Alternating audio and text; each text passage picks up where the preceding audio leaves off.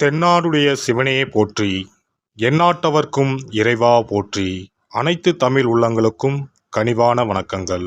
நாம் இந்த பதிவில் வாக்கிய பஞ்சாங்கத்தின்படி பயிற்சியாகும் சனி பகவானால் உங்கள் வாழ்வில் உண்டாகும் நற்பலன்கள் என்ன என்பதனை பற்றியும், கெடுபலன்கள் ஏற்படுமாயின் ராசிக்காரர்கள் செய்ய வேண்டிய பரிகாரம் என்ன, வழிபட வேண்டிய தெய்வம் யார் என்பதனை பற்றியும் விரிவாக காண்போம். 9 கிரகங்களுமே குறிப்பிட்ட கால இடைவெளியில் நகரக்கூடியவைதான். ஆனாலும் சில கிரகங்களின் பெயர்ச்சி மட்டுமே பெரும் தாக்கத்தை ஏற்படுத்தக்கூடியது என்பதால் அவை மட்டுமே பிரதானமாக பார்க்கப்படுதுங்க. அந்த வகையில் இந்த விசுவாச வருஷத்தில் வாக்கிய பஞ்சாங்கத்தின்படி சனி பகவான் மாசி மாதம் 22ஆம் தேதி, அதாவது 6/3/2026 அன்று வெள்ளிக்கிழமை, பூரட்டாதி நட்சத்திரம் 3ஆம் பாதம் கும்பராசியில் இருந்து புரட்டாதி நட்சத்திரம் 4ஆம் பாதம் மீனராசிக்கு காலை 8:26 மணிக்கு பெயர்ச்சி ஆகிறாருங்க. இந்த பயிற்சியில் மகர ராசிக்கு முழுமையாக 7.5 சனி நீங்குதுங்க. கும்பத்துக்கு பாதச்சனி, அதாவது 7.5 சனியின் கடைசி சுற்று ஆரம்பமாகுதுங்க. அதே சமயம் மேசராசிக்கு 7.5 சனியின் தொடக்கமான விரயச்சனி ஆரம்பம் ஆகுதுங்க. இந்த சமயத்தில் தனுசுக்கு அஷ்டாஷ்டமம், சிம்மத்துக்கு அஷ்டமம், மீனத்துக்கு 7.5 சனியில் ஜென்மசனி காலகட்டம் தொடங்குதுங்க. இந்த சமயத்தில் கடகத்துக்கு 9ஆம் இடத்துல பாக்கிய சனியாகவும், துலாம் ராசிக்கு 6ஆம் இடத்துல ருண ரோக சத்துருஸ்தானத்தில் வரக்கூடிய அமைப்பும் ஏற்படுதுங்க. அவருடைய 3, 7, 10ஆம் பார்வைகள் முறையே ரிஷபம், கன்னி, தனுசு ராசிகளில் பதியுதுங்க. இப்போது சனி பகவான் செல்லும் மீனராசி அவருடைய நட்பு வீடுங்க. அதோட அடுத்து வரக்கூடிய குரு பெயர்ச்சிக்கு பிறகு குரு பகவானின் 9ஆம் பார்வை மீனத்துல பதிய இருக்குங்க. இத்தகைய கிரக அமைப்புகள் மற்றும் சனி பகவான் மீனத்துல இருக்கக்கூடிய காலகட்டத்தில் ஏற்படக்கூடிய பிற கிரக பெயர்ச்சிகள், இப்படி எல்லாவற்றையும் கணக்கில் கொண்டே இந்த பலன்கள் தரப்பட்டிருக்கு. எந்த சமயத்திலும் நிதானம் தவறாமல் இருப்பது, நேர்மை, நியாயத்தை கடைபிடிப்பது, பெற்றோர் பெரியோரை மதிப்பது, இயற்கையை பேணி காப்பது, அவரவர் குல முறைப்படியான தெய்வ வழிபாடுகளை செய்வது, இதெல்லாம் எல்லோருக்குமே பொதுவான பரிகாரங்கள் ஆகும். உழைப்பு, நேர்மை, உடற்பயிற்சி, நல்ல எண்ணம், பக்தி மார்க்கம், இப்படி இருக்கிறவங்க யாரா இருந்தாலும் அவங்களுக்கு சனி பகவான் எப்போதும் நல்லதையே செய்வாருங்க. நடைபெறும் இந்த சனி பயிற்சியில் உங்கள் வாழ்வில் வளமும் நலமும் செல்வ செழிப்பும் பெற்று வாழ்வில் உயரிய நிலையை அடைய எல்லாம் வல்ல எம்பெருமானை வேண்டி விரும்பி கேட்டுக்கொள்கிறேன். மகர ராசி அன்பர்களே, உங்க ஜென்ம ராசியான மகரத்திற்கும் 2ஆம் இடமான கும்பத்திற்கும் உரிய சனி பகவான் இப்போது உங்கள் ராசிக்கு 2ஆம் இடத்தில் இருந்து 3ஆம் இடமான சகோதர ஸ்தானத்திற்கு செல்கிறார். இதுவரை 7.5 சனியின் பாதிப்பில் இருந்த நீங்க இப்போது முழுமையாக விலகி சந்தோஷத்தை வரவேற்கக்கூடிய காலகட்டமாக அமையப் போகிறது. பொதுவாகவே சனி பகவான் விலகிச் செல்லும் போது பெருநன்மையை கொடுப்பார்னு ஜோதிட சாஸ்திரம் சொல்லும். அதிலேயும் அவரே உங்கள் ராசி அதிபதி என்பதால் கூடுதல் நன்மைகள் கிடைக்கும். பணியிடத்தில் இதுவரைக்கும் முடங்கி கிடந்த உங்கள் திறமை இப்போ பலருக்கும் தெரிய வரும். அதனால் உங்கள் தன்னம்பிக்கையும் தைரியமும் அதிகரிக்கும்.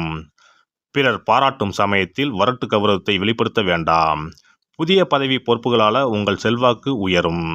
யாருடைய பழைய கசப்பையும் பெரிதுபடுத்தாமல் இருந்தால் உயர்வுகள் தொடர்ச்சியாக இருக்கும். இல்லத்தில் விசேஷங்கள் படிப்படியாக வர ஆரம்பிக்கும். தம்பதியர் இடையே இருந்த மனக்கசப்பு மறையும். வாரிசுகள் உடல்நலம் சீராகும். சகோதர உறவுகளோடு வீண் வாக்குவாதம் வேண்டாம். வரவு சீராகும். வீடு வாகன வாங்க யோகம் உண்டாகும். புதிய பொருள் சேர்க்கை, இடமாற்றம் எல்லாமே கைகூடி வரும்.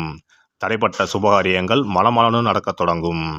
தேவையற்ற வாக்குறுதிகளை தவிர்த்தா நல்லவை தொடரும். செய்யும் தொழிலில் செழிப்பான சூழல் ஏற்படும்.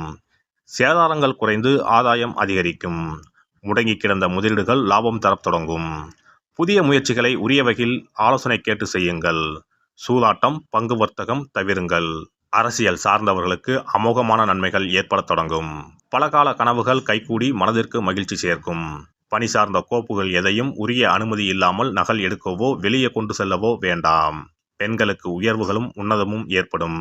வெளியூர் வெளிநாடுகளில் இருந்து எதிர்பாராத நற்செய்திகள் வரும். வாரிசுகளால் மனதில் மகிழ்ச்சி நிறையும். மனப்பேரும் மகப்பேரும் கைகூடும். ஆடை ஆபரண பொருள் சேரும். வாழ்க்கை துணைவருடன் மனம் விட்டு பேசினா மகிழ்ச்சி நிலைக்கும். கலை படைப்பு துறையினர் பலகால கனவுகள் நனவாக தொடங்கும். உழைக்க தயாராக உள்ள உங்களுக்கு உயர்வுகள் அணிவகுத்து வர தொடங்கும். மாணவர்கள் மனதை ஒருநிலைப்படுத்தி படித்தா மதிப்பும் மதிப்பெண்ணும் உயரும். எதிர்பார்த்த கல்வி கடன் உதவிகள், வெளிநாட்டு கல்வி வாய்ப்புகள் கிட்டும். இரவில் வெளியிடத்தில் தங்குவதை தவிருங்கள். பயணங்களின் போது கோப்புகளை பத்திரமாக வைத்துக் கொள்ளுங்கள். வெகு தொலைவு செல்லும் போது ஓட்டுநருக்கு போதுமான ஓய்வு முக்கியம். கணுக்கால் வலி, இடுப்பு வலி, முதுகு வலி, மூட்டு வலி, நரம்பு தொற்று காய்ச்சல், தூக்கமின்மை உபாதைகள் வரலாம். இந்த காலகட்டத்தில் ஒருமுறை பிள்ளையார்பட்டி சென்று கற்பக கணபதியை வணங்குங்கள். சனிக்கிழமைகளில் பிள்ளையாரை கும்பிடுங்கள். உங்கள் வாழ்க்கை பசுமையாகும். சிறப்பு தொகுப்பு: சனி பெயர்ச்சியால் ஏற்படும் பாதிப்புகளை சரி செய்யும் சக்தி மிக்க 10 பரிகாரங்கள். சனி பகவானுக்கு உரிய சனிக்கிழமைகளில் விரதம் இருந்து அவரை வழிபடுவது மகத்தான பரிகாரமாகும். இந்த விரதத்தில் மதியம் ஒருவேளை மட்டும் உணவு உட்கொள்ள வேண்டும். இயலாதவர்கள் பழம் மற்றும் எளிய உணவுகளை ஏற்கலாம். சனிக்கிழமை அன்று காலையும் மாலையும் குளித்து சனி பகவானை தொழ வேண்டும். மாலை நேரத்தில் சூரிய அஸ்தமனம் அடைந்த பிறகு சிவாலயம் சென்று வழிபட வேண்டும். விநாயகரை முறைப்படி வணங்கி ஆலயம் வலம் வந்து மூலவர், அம்பாளை தரிசித்த பிறகு நவகிரகங்களை வலம் வந்து வணங்க வேண்டும். சனீஸ்வரரை வணங்கி சனி காயத்ரி மந்திரத்தை 18 முறை கூறி மனதார வழிபட வேண்டும். பின்னர் நல்லெண்ணெய் ஊற்றி 5 அகல் விளக்குகள் ஏற்றி வைத்து வழிபட வேண்டும். சனீஸ்வரர் தனி சன்னதியில் இருந்தால் அந்த சன்னதியின் முன் நல்லெண்ணெய் தீபங்கள் 5 ஏற்றி வைத்து வழிபடுவது விசேஷம். அருகிலேயே கிழக்கு நோக்கி அமர்ந்து சனீஸ்வரனின் சுப அருள் கிடைக்க வேண்டும், சனிதோஷ பாதிப்புகள் அகல வேண்டும் என்று பிரார்த்தனை செய்து வரலாம். இயன்றவர்கள் அன்றைய தினம் மாற்றுத்திறனாளிகளுக்கு அன்னதானம் வழங்குவது விசேஷம். சங்கடகர சதுர்த்தி தினத்தில் விநாயகருக்கு 8 சிதறு தேங்காய்களை உடைத்து நெய் தீபம் ஏற்றி அர்ச்சனை செய்து வழிபட்டால் சனியின் பாதிப்புகள் குறையும். அதேபோல் வெள்ளிக்கிழமை தோறும் அதிகாலை நீராடி அருகம்புல் மாலை சாற்றி அரசமர பிள்ளையாரை சுற்றி வந்து முறையாக வழிபட்டால் சீரும் சிறப்பும் நாடி வரும். தோஷங்களை எல்லாம் போக்கும் சக்தி பிரதோஷ வழிபாட்டுக்கு நன்மை உண்டு. அதிலும் சனிக்கிழமைகளுடன் இணைந்து வரும் சனி மகா பிரதோஷ நாளில் நந்தியையும் ஈஸ்வரரையும் வணங்கி வருவது சிறப்பான பரிகாரமாகும். அப்போது சுவாமி நந்தி அபிஷேகத்துக்கு பால் வாங்கி கொடுக்கலாம். அது மட்டுமின்றி திருக்கோவில் விளக்கேற்ற எண்ணெய் வாங்கி கொடுப்பதும், சிவாலயங்களில் வில்வத்தலத்தால் அர்ச்சனை செய்து வழிபடுவதும் மிக உன்னதமான பரிகாரங்கள் ஆகும். பொதுவாகவே சனி பகவானின் தானியம் எள். அந்த எள் எண்ணெயில் அவருக்கு விளக்கு ஏற்றி வழிபடுவதால் நன்மைகள் பெருகும். சனிக்கிழமை விரதம் இருந்து எள் எண்ணெய் தேய்த்து ஸ்நானம் செய்து சனி பகவானுக்கு உகந்த எள் எண்ணெய் விளக்கிட்டு எள் சாதம் படைத்து சனிக்கவசம் ஓதி வழிபடுவது சிறந்த பரிகாரமாகும். வெள்ளிக்கிழமை இரவு எள் தானியத்தை கரும்பட்டு துணி அல்லது கருமை நிற காகிதத்தில் வைத்து மடித்து தலையணைக்கு கீழ் வைத்து படுத்து உறங்கவும். மறுநாள் காலையில் எள் எண்ணெய் தேய்த்து குளித்து முதல் நாள் மடித்து வைத்த எள்ளை வடித்த சாதத்தோடு கலந்து நைவேத்தியம் செய்து காக்கைக்கு வழங்க நன்மைகள் ஏற்படும். சனி தோஷங்களை போக்கி நன்மைகளை உண்டாக்கும் கண்கண்ட தெய்வம் ஆஞ்சநேயர். ஆகவே இயன்ற போதெல்லாம் அனுமனுக்கு வடைமாலை சாத்தி துளசி மாலை அணிவித்து வெண்ணெய் அர்ப்பணித்து வழிபட்டு வந்தால் சனிதோஷ பாதிப்புகள் நீங்கும். வீட்டில் நலப்புராணம் படிப்பதாலும் நேரம் கிடைக்கும் போதெல்லாம் ராமநாமத்தை உச்சரிப்பதாலும் பாதிப்புகள் நீங்கி பயனடையலாம். ராமநாம ஜபம், சுந்தரகாண்ட பாராயணம் என குழுவாக இணைந்து கூட்டு பிரார்த்தனை செய்வது மிக அற்புதமான பலன்களை பெற்றுத்தரும்.